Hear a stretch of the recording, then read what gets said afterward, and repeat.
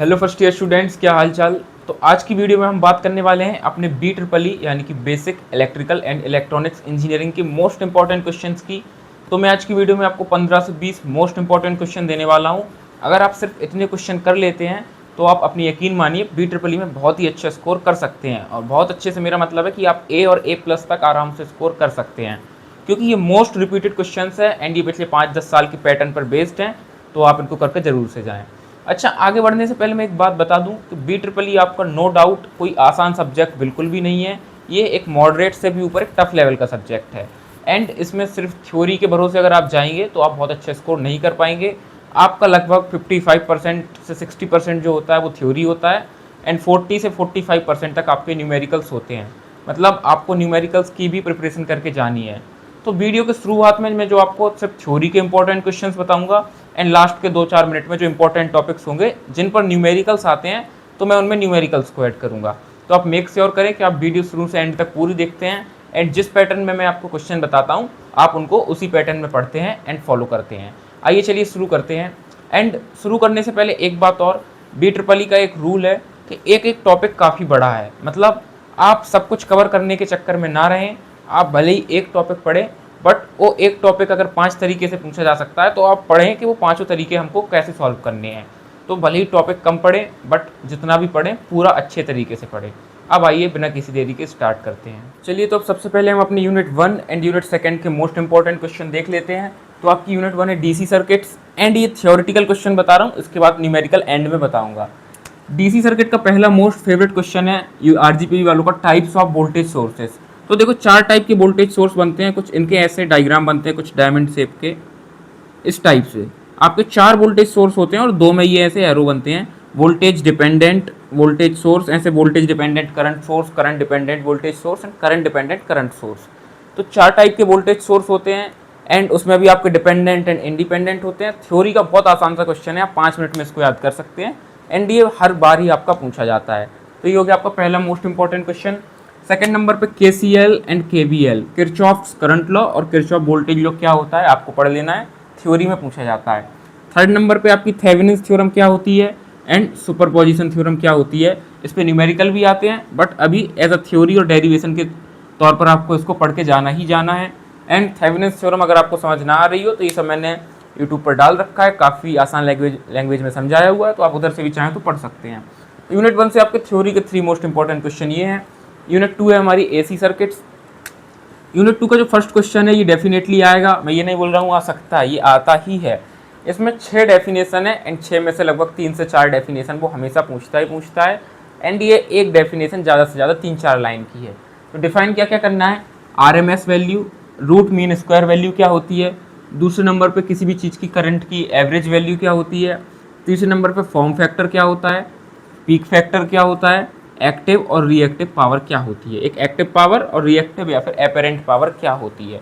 तो ये 5-6 आपकी डेफिनेशंस हैं, इसमें से 3 से 4 डेफिनेटली पूछता है, तो आप इनको जरूर से पढ़ के जाएं। दूसरे नंबर पर मैंने आपको टॉपिक रखा हुआ है सर्किट एनालिसिस। तो सर्किट एनालिसिस में 3 टाइप के सर्किट होते हैं, देखिए RC सर्किट, RL सर्किट और RLC सर्किट। ये 3 सर्किट होते हैं। RC मतलब रेजिस्टेंस कैपेसिटेंस, RL मतलब रेजिस्टेंस और L का मतलब होता है आपका इंडक्टेंस। तो रेजिस्टेंस और इंडक्टेंस सर्किट, और RLC तीनों का कॉम्बिनेशन, रेजिस्टेंस, इंडक्टेंस और कैपेसिटेंस। तो ये तीनों सर्किट के कुछ कुछ डिफाइन करने की चीज़ें होती हैं, जैसे कि मैं बोल देता हूँ, इनका फेज एंगल होता है, पावर फैक्टर होता है, एवरेज पावर होती है, इनका इम्पीडेंस कैसे निकालते हैं। ये 3-4 पॉइंट जो मैंने आपको बताए हैं वो आपको पढ़ना है कि circuit RC circuit, RL circuit और RLC सर्किट में हम कैसे निकालते हैं। एंड इस पर बेस्ड 1 से 2 न्यूमेरिकल आते हैं, मिनिमम 1 न्यूमेरिकल कन्फर्म है, ठीक है। 1 न्यूमेरिकल इन तीनों पे बेस्ड आता है एंड मोस्ट प्रोबेबली आपका RL और RLC में एक आता है, ये दोनों ज़्यादा इंपॉर्टेंट हैं। थर्ड नंबर पे मैंने टॉपिक रखा है स्टार एंड डेल्टा ट्रांसफॉर्मेशन। तो हमारे 2 टाइप के कनेक्शन होते हैं, एक स्टार कनेक्शन, एक डेल्टा कनेक्शन एंड इन दोनों में आपस में कुछ रिलेशन होता है, लाइन वोल्टेज और फेज वोल्टेज का ऐसा एक रिलेशन होता है स्टार और डेल्टा में। तो ये आपको पढ़ लेना है बट अगेन ये टॉपिक जो है थोड़ा सा डिफिकल्ट है। तो अगर आपको ये समझने में दिक्कत जा रही हो तो मैं बोलूँगा आप इसको लास्ट प्रायोरिटी पे रख सकते हैं। इसकी जगह आप बाकी टॉपिक्स एंड जो अदर टॉपिक्स में बता रहा हूँ वो आप पहले कर लें। ये आता डेफिनेटली है, हर साल ही पूछा जाता है एंड इस पर बेस्ड न्यूमेरिकल भी पूछा जाता है। तो मैं चाहता हूँ कि आप इसको करके ज़रूर से जाएं, बट आप इसको लास्ट प्रायोरिटी पे रखें। तो ये हमारी यूनिट 1 एंड 2 फिनिश हो चुकी है, आप चाहें तो इसका स्क्रीनशॉट ले लें। तो चलिए अब अपनी फर्दर यूनिट्स आगे देखते हैं। यूनिट 3 की बात कर लेते हैं। एंड याद रखना, यूनिट 3 एंड यूनिट 4 आपकी थ्योरी और न्यूमेरिकल के मामले में मोस्ट इंपॉर्टेंट यूनिट हैं। यूनिट 3 है मैग्नेटिक सर्किट। तो देखो, मैग्नेटिक सर्किट में एक मैग्नेट का सर्किट बनता है जिसको बोलते हैं सीरीज मैग्नेटिक सर्किट, बट वो आपके कोई उतना काम का है नहीं। इसमें मोस्ट इंपॉर्टेंट क्वेश्चन नंबर 2 है एंड क्वेश्चन नंबर 3 है, आगे देखते हैं। पहला क्वेश्चन दिया मैंने, फैराडेज लॉ क्या होता है ये पढ़ लेना है, और सेल्फ और म्यूचुअल इंडक्शन क्या होता है ये पढ़ लेना है। तो ये कई बार क्वेश्चन पूछा गया है, सेल्फ और म्यूचुअल इंडक्शन में डिफरेंस पूछा गया है, थ्योरी क्वेश्चन है, पढ़ लेना है। सेकंड नंबर पर क्वेश्चन आता है सिंगल फेज ट्रांसफार्मर, इस पर 3, 4, 5 स्टार लगा लो, ये डेफिनेटली क्वेश्चन आएगा। एंड इसके अंदर 3 चीज़ें होती हैं, देखो क्या क्या। पहले नंबर पर टाइप्स, कितने टाइप के ट्रांसफार्मर होते हैं, जैसे कोर टाइप होते हैं और सेल टाइप होते हैं, ऑयल कूल्ड होते हैं, एयर कूल्ड होते हैं, सिंगल फेज होते हैं, 3 फेज होते हैं। तो ऐसे ट्रांसफार्मर के टाइप्स कितने होते हैं, ये हम सिंगल फेज ट्रांसफार्मर की बात कर रहे हैं। पहली चीज़ टाइप्स। सेकंड नंबर क्या हो गया, कंस्ट्रक्शन। कंस्ट्रक्शन या फिर सीधा सीधी बात बोलूँ, डायग्राम। आपको ट्रांसफार्मर का डायग्राम एंड उसके पार्ट्स जरूर से याद रखने हैं, ये क्वेश्चन पूछा जाता है। एंड थर्ड नंबर पे आ जाता है इसकी वर्किंग प्रिंसिपल। तो ट्रांसफार्मर काम कैसे करता है, कैसे उसमें एक मैग्नेटिक फील्ड सेटअप होती है, 2 कॉइल होती हैं, एंड एक वोल्टेज अप या डाउन कैसे होता है किसी भी ट्रांसफार्मर में। ओवरऑल वर्किंग प्रिंसिपल आपका क्या होता है ट्रांसफार्मर का। तो सिंगल फेज ट्रांसफार्मर में ये जरूर से पढ़ के जाना है, एंड गारंटी के साथ कह रहा हूँ इन 3 में से 2 टॉपिक आपके आते ही आते हैं। तो ये पढ़ के जरूर से जाना है। अब इसके बाद आ जाते हैं थर्ड पे, ये भी most important, one of the important topic है आपका open and short circuit test. Open circuit test और शॉर्ट सर्किट टेस्ट क्या होता है किसी ट्रांसफार्मर का, उसके लिए कुछ ईएमएफ इक्वेशन भी बनती हैं। तो आपको ईएमएफ इक्वेशन याद करनी है, टेस्ट याद करना है, एंड इस टेस्ट पर बेस्ड कुछ न्यूमेरिकल्स जरूर से बनते हैं, तो न्यूमेरिकल्स भी देख के जाने हैं। तो ये हो गया हमारा open and short circuit test और सिंगल फेज ट्रांसफार्मर, जरूर से पढ़ के जाना। 2 से 3 क्वेश्चन अकेले आपको इन 2 टॉपिक्स पर देखने को मिलेंगे ही मिलेंगे। अब आ जाते हैं हम अपनी यूनिट नंबर 4 पर, आप इसका चाहे तो स्क्रीनशॉट ले लें। चलिए तो यूनिट 4 की बात कर लेते हैं। एंड आप सही देख रहे हैं, यूनिट 4 में मैंने सिर्फ और सिर्फ 2 क्वेश्चन ही रखे हैं, एंड आप इन 2 क्वेश्चन के बेस पर ही 14 मार्क्स आराम से सिक्योर कर सकते हैं। 3 फेज इंडक्शन मोटर क्या होता है, इसको बहुत अच्छे से पढ़ के जाना है, डायग्राम, कंस्ट्रक्शन, वर्किंग सब कुछ। एंड सेकेंड नंबर पर डीसी मोटर, आपको डीसी मोटर कैसे काम करता है। तो 3 phase induction motor, DC motor, इन दोनों मोटर में क्या पढ़ के जाना है, बल्कि 3 मोटर होते हैं, तीसरा भी बता देता हूँ। इन तीनों मोटर में आपको क्या क्या पढ़ के जाना है, तो सबसे पहले इनका कंस्ट्रक्शन, पहले पॉइंट पे।